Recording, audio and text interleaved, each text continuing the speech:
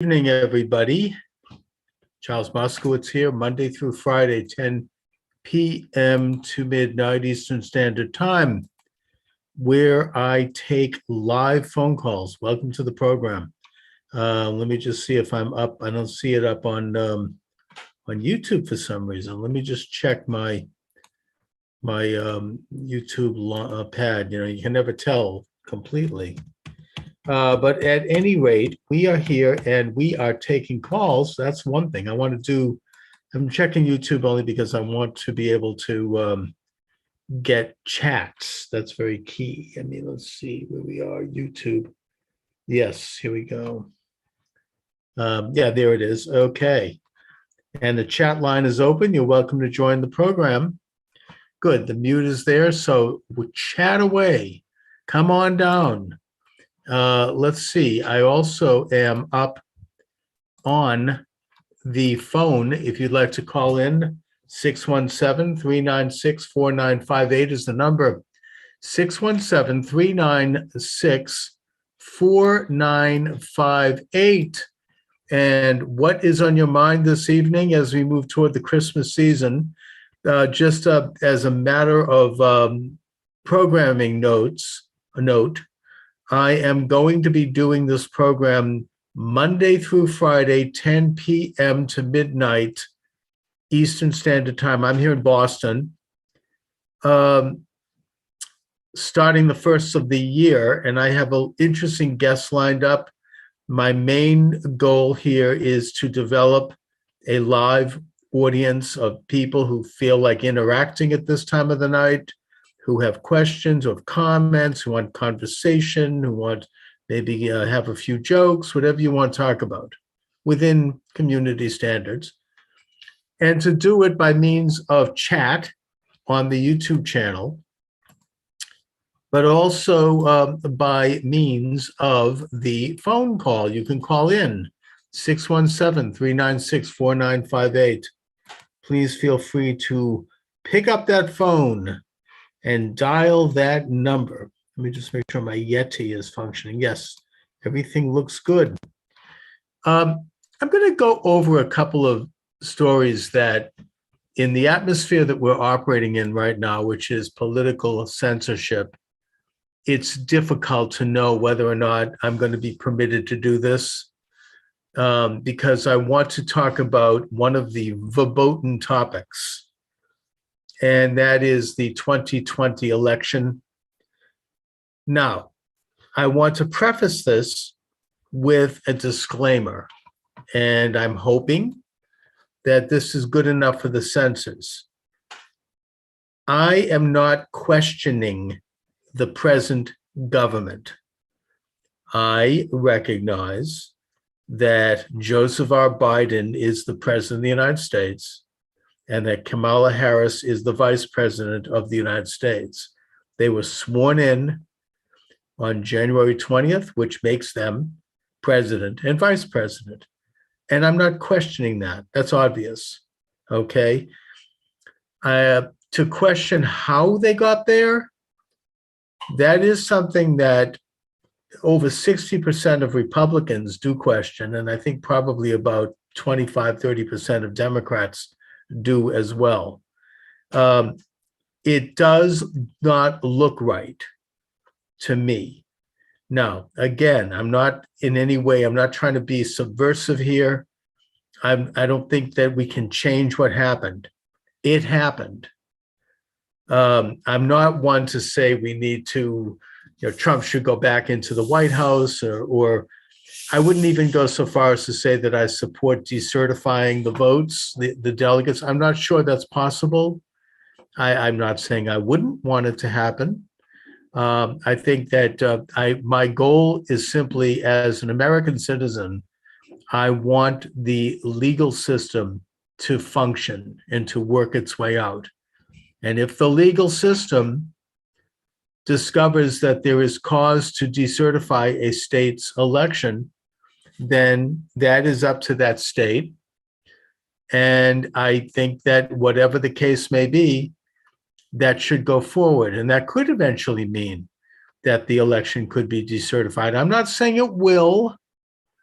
I have no idea. I mean, it's a very it's unprecedented. It's uncharted waters. I simply believe that regardless of all of those factors, and I'm not advocating for any of them per se, as a citizen, as a voter, I want to know what happened, and I want to know how it happened and why it happened. Because if we don't get to the bottom of what happened on election day of last year, then we're never going to have another free election in this country. The Trump movement, this is the Trump era, and the Trump movement is here. It is with us, regardless of whether Donald J. Trump leads it. It is bigger than any one person. And I want to articulate the nature of that movement. Because of the nature of that movement, that's why I can't believe that Trump lost his second term. I mean, it's hard for me to imagine that as being the case. And as someone who has followed the issue from the day of the election until today, to my way of thinking, it looks obvious that there was something that was not right that happened. All right. Now, again, I'm not making any flat statements here. I'm not questioning who is president. I know the political censors won't allow that. I'm simply saying that there's something that's not quite kosher in terms of what happened. And this is something that is openly discussed in many formats. Steve Bannon, for example, the host of the War Room Pandemic on Apple, he discusses this openly, and he does a great job. He's got good people who are engaged on that program. Boris Epstein is very good. You've got others. You've got Peter Navarro is very good. He's got a great book out. He's been on my show in Trump time. And they are in a position to do it, apparently, and they haven't been taken down, although the government is going after him with both fists. They're trying to put him in jail, and it's a frightening time for Republicans. But, and I'm not in any position to take that on. I'm just a poor schmuck here in Boston. I actually have to be very careful about that. So, I'm going to try to do what I can to simply bring up issues around that as a way to understand what happened. And I'm going to do that by getting into, and I'm not going to stay on long tonight, but I want to get into some of the stories that are being covered today in the Gateway Pundit, which is an excellent publication. I recommend it highly. I look at it every day. The Drudge Report has been a complete sellout. They're gone. That's deep state. That's, they're part of the, the internationalist establishment machine. The Gateway Pundit is still an independent paper that doesn't rely on the deep state, and they're very, very good. And I'm going to go over a couple of their stories just to talk very generally about a few things. And before I do, let me just again mention, you're welcome to join the program. You can chat with me on YouTube. I can see the chats and I will respond to those. Or you can call 617-396-4958, 617-396-4958. Now, the Gateway Pundit, the front story, and this is also making all of the big, Mockingbird Media, the big news, the Lester Holtz of the world, is that President Trump's chief of staff, Mark Meadows, may be and most likely will be held in contempt of Congress because he refuses to testify before the sham 9/11 January 6th panel, the committee. Now, I want to talk about this for two reasons. Firstly, he is countersuing in the federal court this committee and basically as part of that lawsuit is that the committee is not legitimate. And the reason he notes the committee is not legitimate is because it's the first time in American history that a congressional committee did not include the minority party in terms of giving them a number of seats to sit on the committee. Every other committee, from all the way that from the time of the founding of the Republic until today, has had an equal balance of both parties. I know that the two-party system didn't form right away, but the point is, as soon as the two-party system basically cohered and became coherent in this country, which I think was around the time of Thomas Jefferson, congressional committees have been divided between both parties, with the majority party getting a little edge. I think they get the chairmanship and they get maybe one extra member. And the reason that Congress does this is because they want to make sure that these committees don't become a highly politicized witch hunt. Now, there's a political element to it anyways. This is Congress. It's political, of course. But if you have only one side on a committee, it's going to be not only unbalanced, but it's going to go after the other side for political reasons, and it's not going to get anywhere near a semblance of truth in terms of whatever it is they're investigating. That's just obvious, and that has been the standard in the Congress from day one. Now, I don't think it's in the Constitution because the two-party system itself is not in the Constitution. But we have precedent in this country, and every committee has done this until now. Because what happened with this particular committee is that the Republican Party gets to appoint 3 members, I think, or 4 members. Those were rejected by Nancy Pelosi, the Speaker of the House, who said that she would not accept them on the committee. And instead, the committee appointed 2 phony Republicans, in other words, the Republican Party didn't choose them. They were put on the committee by the Democrats because they were compliant with them, those being Cheney and Kinzinger. Now, they have no real representation of the Republican Party. They weren't chosen by the Republican Party. In fact, they probably should be kicked out of the Republican Party. Actually, Liz Cheney was kicked out of, I understand, of the Republican Party of her home state of Wyoming. And they are partisans for the other side. So it's a phony committee. So Mark Meadows is suing them on that basis, saying that he's not going to respond to them because it's not a legitimate committee. And I think that there's a very good likelihood, we don't know, but there's a possibility that the lawsuit may end up bringing this committee to an end, or maybe forcing them to do the right thing, which is to balance their members. If they had done that in the first place and they had put on Jim Jordan and Banks and the other guy, who actually would want to look at evidence on the other side of this question of what happened on the January 6th incursion, then maybe we might have gotten to the bottom of what happened that day, right? Maybe we would have actually found out why it is that Nancy Pelosi, Speaker of the House, didn't do all that much to secure the U.S. Capitol leading up to that event. There was really lax security. Maybe we would find out why Ashley Babbitt was shot dead in cold blood, an unarmed woman, just point blank. Maybe we would find out why this other case that's pending of a woman who was crushed to death in the Capitol tunnel. What happened with that? Maybe we would find out who it was who planted pipe bombs the day before the Capitol incursion at both the Democratic and the Republican National Committee headquarters, which are just a block or so away from the Capitol. And we've never found out who that is. Apparently, there's some video of the guy. Nothing's been said about that. I think if it had been a Trump hater, we would have never heard the end of it. And most importantly, maybe we will find out something that the New York Times has acknowledged, at least in one case. And there are many, there's much evidence of much more than that.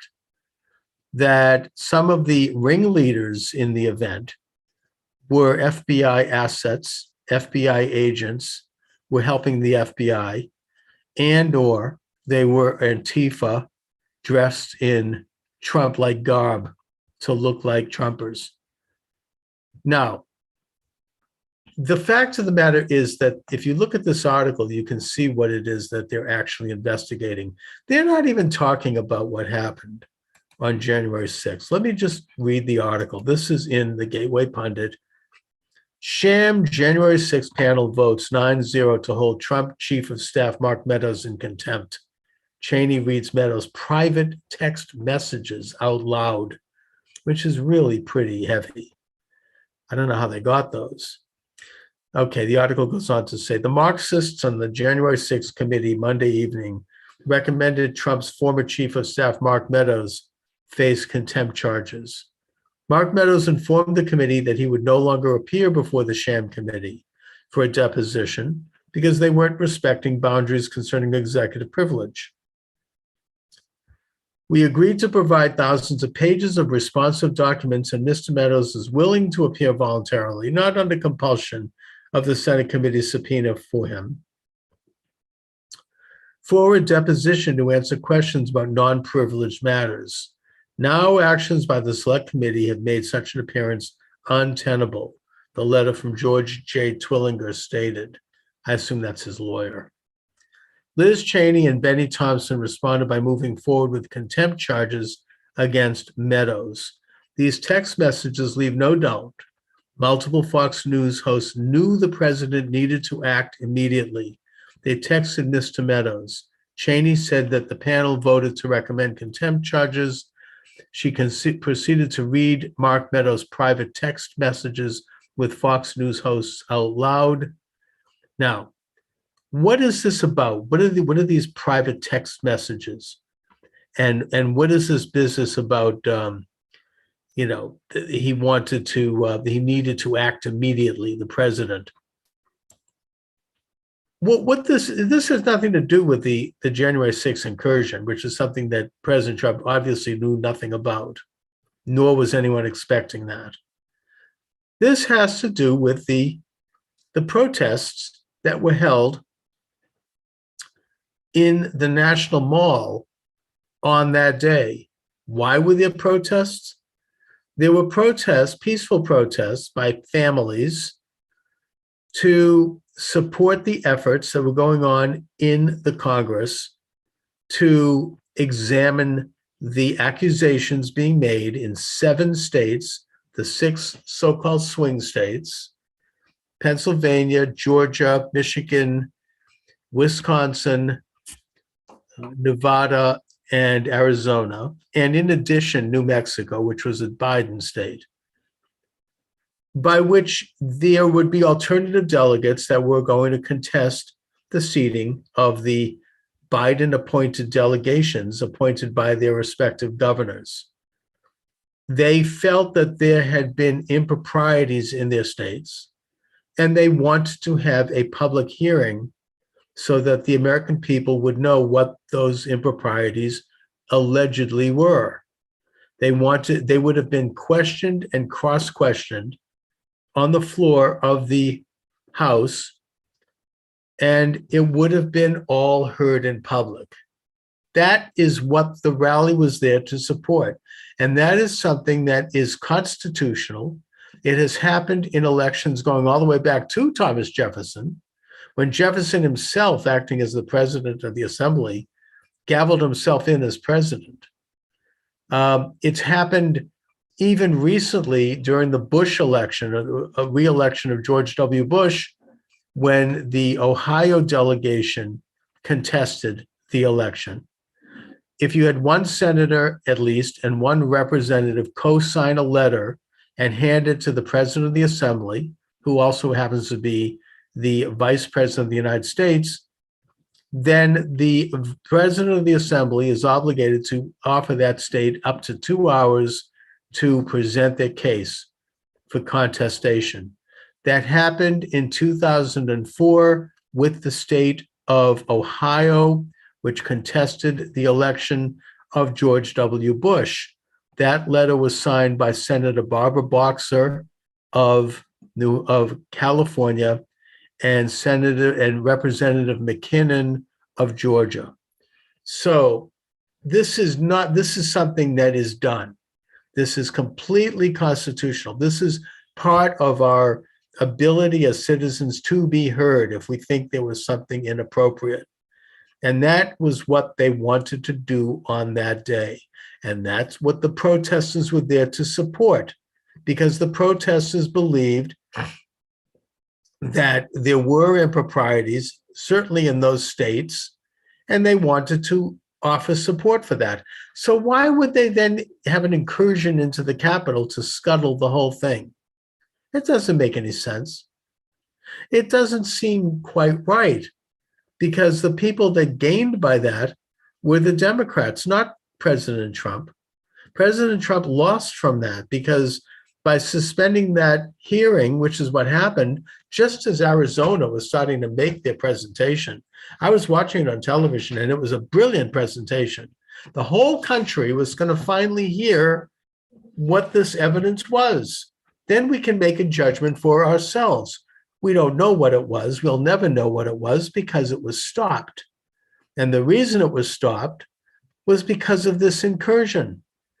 What happened is they had to suspend Congress, obviously, and rightfully, because you had strange people coming into the hall.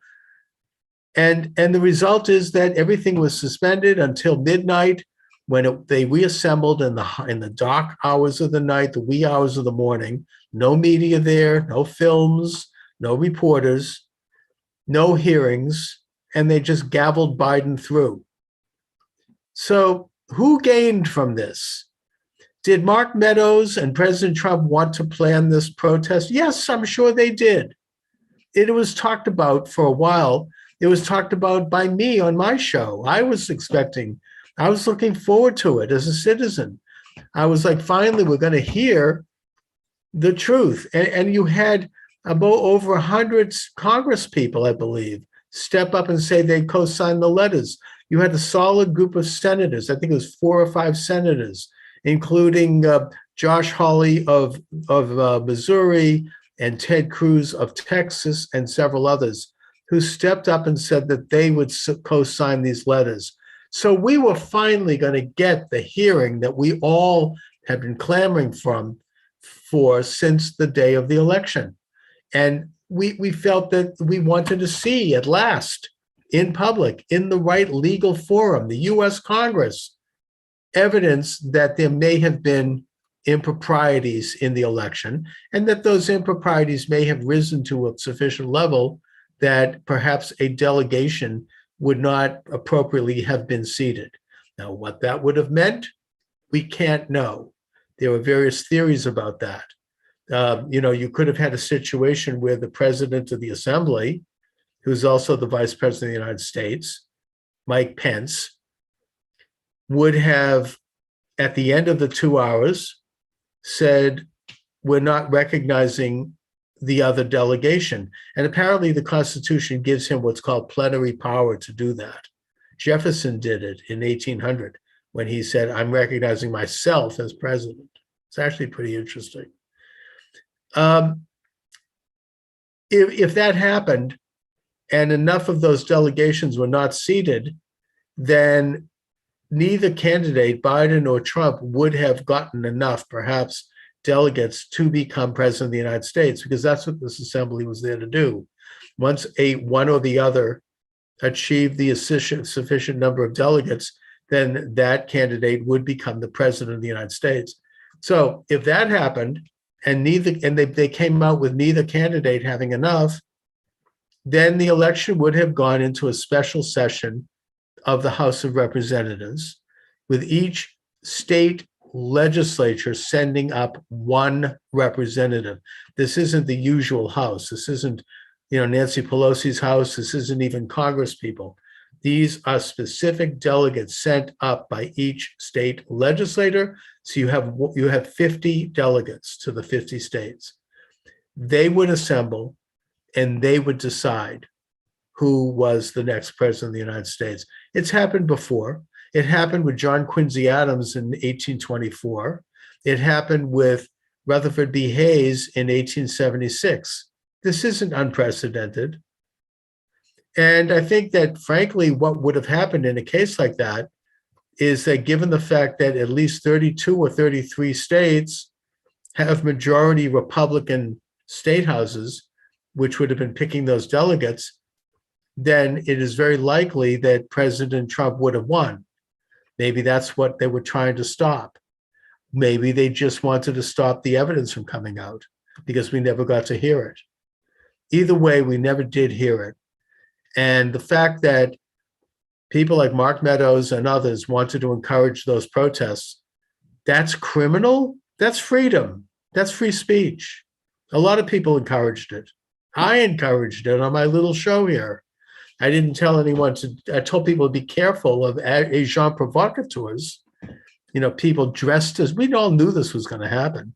We didn't know they were going to go so far as to break into the US Capitol building. That was a catastrophe. But we all knew that we figured there'd be Antifa people there, BLM types dressed in Trump garb. And there was a lot of video of that. You can't see it now because it's been censored. And, they would show up and they'd try to cause trouble. They would be violent. They would try to trigger people. They would they would just engage in all kinds of mischief. We didn't know, nobody thought that it would lead to a break-in in the Capitol. And given the fact that there are more than suspicions that there might have been FBI people involved in that, you have to investigate that in the real sense and find out if that's the case. Because if it is the case, then the FBI is responsible for a coup d'etat. And it wouldn't have been the first time. James Comey, I think it's now being proven fairly substantially, with the Durham Committee, was involved in trying to effect a coup d'etat against Donald Trump in 2016. On the surface, you have to ask yourselves, why would they do this? Why would people in our national security organizations like the FBI, the CIA with Brennan, the NSA with Clapper, all of these people, why would they want to do this to President Trump? Is it just because they hate him? Probably they do. They seem to, just like a lot of people have this inexplicable hatred for Trump. I would suggest that it's much more than that. I would suggest it's a bigger question. I think it has to do with the fact that it's a philosophical issue, frankly. Donald Trump is not controlled by anyone. He isn't owned by anyone. Nobody had anything on him. You know what I mean? He didn't have any blackmail. He didn't have any money problems with people financing him because he had money. He did it himself. He did it by the force of his own personality. Donald Trump actually went into office because he had a vision. When he talked about putting America first, he meant it. It wasn't just usual rhetoric, bullcrap you hear from politicians. He was affecting it, and his government was showing that. And it threatened the whole rotten, socialistic, illuminated international order that has taken hold in this country and in much of this world, starting really at the early part of the 20th century. Trump threatened that, not only personally as president with his policies, which he did, but because he threatened to wake up the beast, the American people. And that's why I say we're in the era of Trump, because whether or not Donald Trump continues with those efforts, and I hope and I pray that he does, either way, he has awakened the beast. We are aware of who we are as Americans and what we are responsible for doing as Americans, as independent, sovereign citizens under God. And we understand that we have the right to self-rule and to control our own destiny to a very high degree. And I mean, I could go into it further. This is going to be my first book is Sociology for Conservatives. My second book is going to be Sociology in the Era of Trump. I'm already starting working on that. So I'm going to go into that in more depth. But let me just go on a little bit before I wrap it up and talk a little, do a couple of more stories that I see in the Gateway Pundit. And some of this one, I'm going to be a little more vague about. It's called Smoking Gun. Emails show Facebook connected nonprofit built direct connection to Wisconsin state voter database in the 2020 election vote harvesting operation. Now, I'm not going to get into this. I'm just going to say, let me just put it this way, and I'm going to wrap it up now because I don't want to get in too much trouble. The investigation into voter impropriety is not over. It is not over in Wisconsin. It's not over in Michigan. It's not over in Pennsylvania. And by a long shot, it's not over in Georgia, especially now that you have David Perdue, candidate for governor, former senator, signing on to a lawsuit against Fulton County, which is hiding 400,000 votes. That is in the news. I'm not making that up. That's out there. And he has said that if he had been governor, he would not have certified that election. Now, these are things that are bubbling just below the surface. There is a process in this country. There is a legal process. There is, there will be justice, in my opinion, because these things are not going away. They have momentum. They're moving forward in all of the states I just mentioned. And I'm just going to end this with one more quick observation, because this has to do with Massachusetts, my own beloved home state here. And that is that Governor Charlie Baker, he's a very liberal Republican who is anti-Trump, who actually came out during Election Day 2016 and said he would not be voting for Trump for reasons that he didn't explain. He said, I'm going to be leaving the ballot blank. He has been touted by the Boston Globe and all the liberals in the state as being the most popular governor in America, greatest governor in the world. They used to say this about Michael Dukakis back in the 1980s. I mean, puffing him up, he's like this big.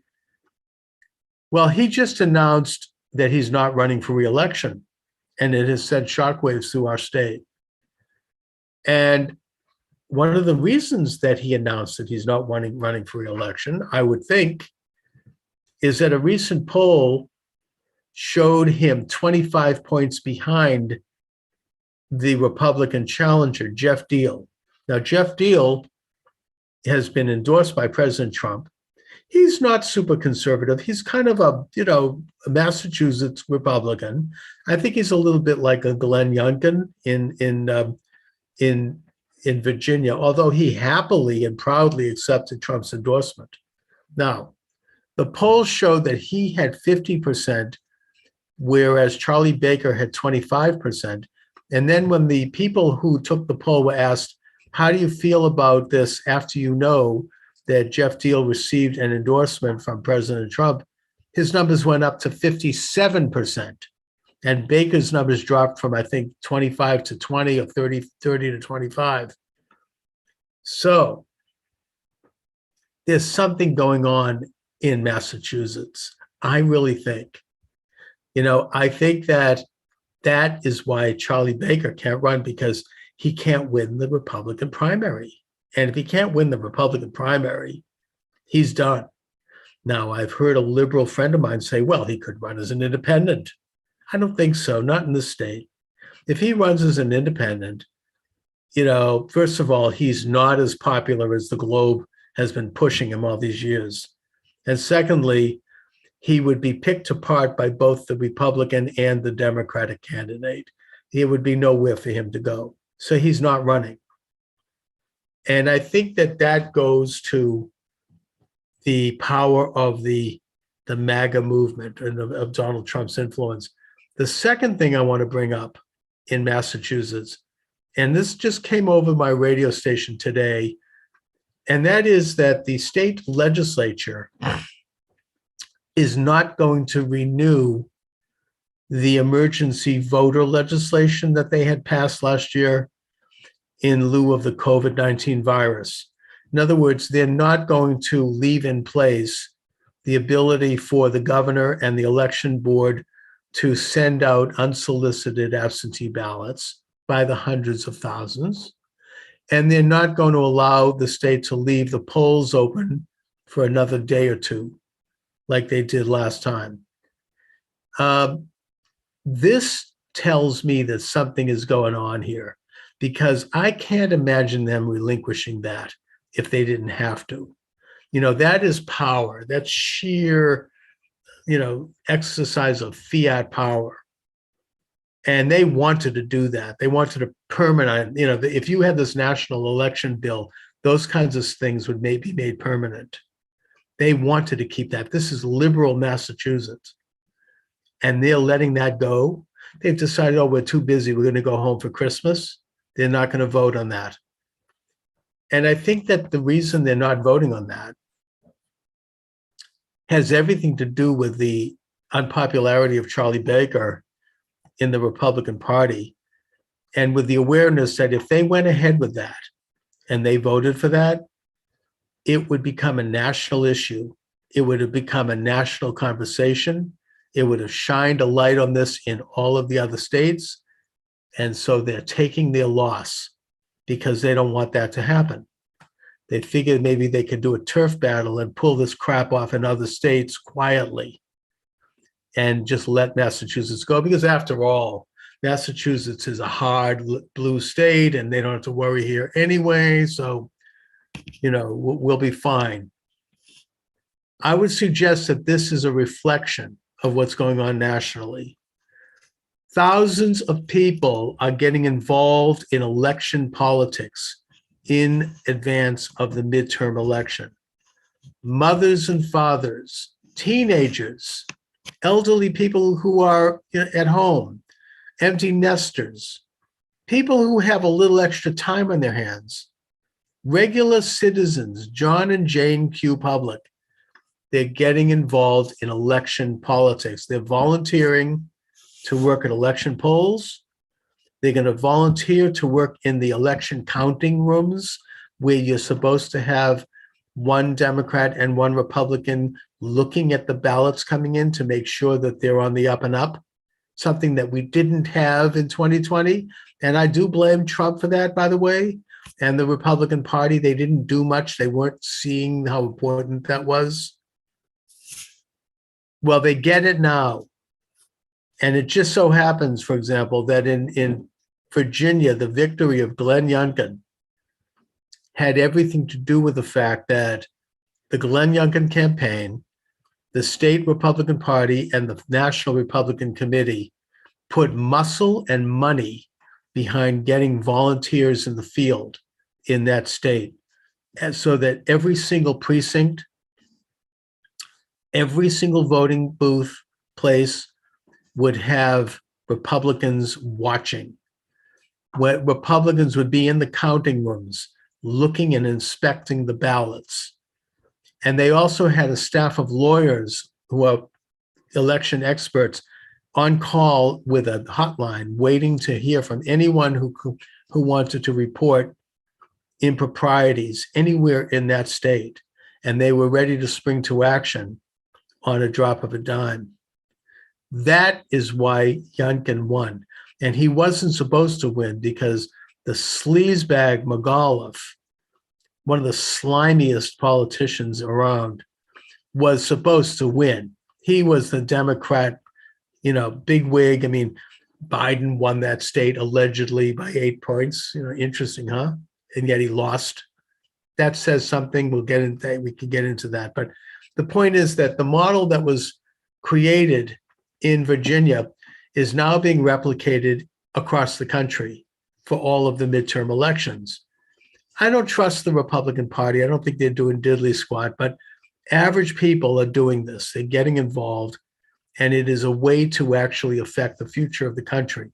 It's something that we can do to contribute to the honesty of our election and the integrity and the sacredness of our elections, which is our ability to govern ourselves, it means everything for Americans. It's the closest thing we have to a sacred act. And so I urge people to do this. I applaud people who are doing it. We have to all try to pitch in and get involved in election politics and take over our local Republican city and town committees. You have a lot of people in those committees that are deadwood. They've been there forever. They don't care, you know. They're liberal, they're hacks. Get in there and take over. You'll be amazed at how little resistance you'll get because there's nothing that's happening. Run for these local offices, these local comptrollers and clerks and election officials. You'll be amazed by how many of these offices have been held by someone for 20 years, 30 years, often unopposed. You can win with very little effort, actually. And these are good jobs, right? It's not a bad gig. You get paid, you get a little office in the city hall. You know, you can do it. It's not like a heavy lifting. All you're there to do is to make sure that the elections are honest. Go in and get it. Look into it. Check out your local city and town. Contact your local Republican city and town committee. Get involved with that. Join that committee. Find out what their next meeting is. And if they tell you they don't have one, get them to have one and get going. Set up a social network for those committees. Start to put out comments and press releases on local politics. There are some incredible things you can do, and it's free, right?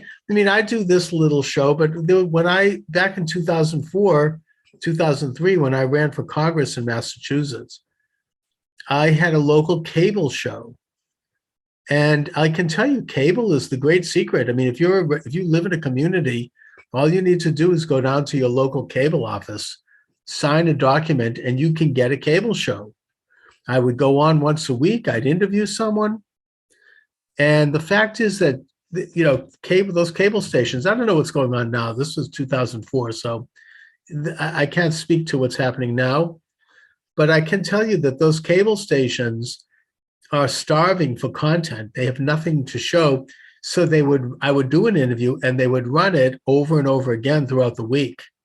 So everyone in that community would see it. And after a few months, people were stopping me in the street and they were recognizing me. It's one of the reasons why I eventually decided to run for Congress. So, and this was free.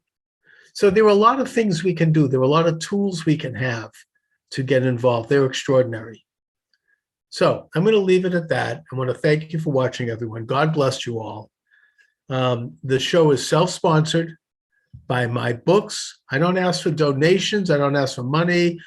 I simply will mention that if you want to purchase one of my books, and they're not expensive, then you'll get something of value. You'll get a piece of my mind in writing. I'm the author of almost 20 books. They're all available at Amazon Books. And I'll just hold one of them up. This is one of my more recent ones, The Satanic Conspiracy, The Spectre Haunting Mankind. I tend to write philosophical books. My most recent book is Sociology for Conservatives. I'm a sociology student at the Bunker Hill Community College, where I'm getting a degree in sociology. And I'm struck by how sociology is so liberal, and all the trains of thought and theories in sociology are liberal, that I think it is time to develop a conservative theory of sociology. So my book, Sociology for Conservatives, is a step in that direction. I hope that smarter people than me might take this up, but I'm doing my part. Anyway, thank you for watching, everyone. Monday through Friday, 10 p.m. to midnight, I will be launching this program officially after the first of the year. Thank you very much.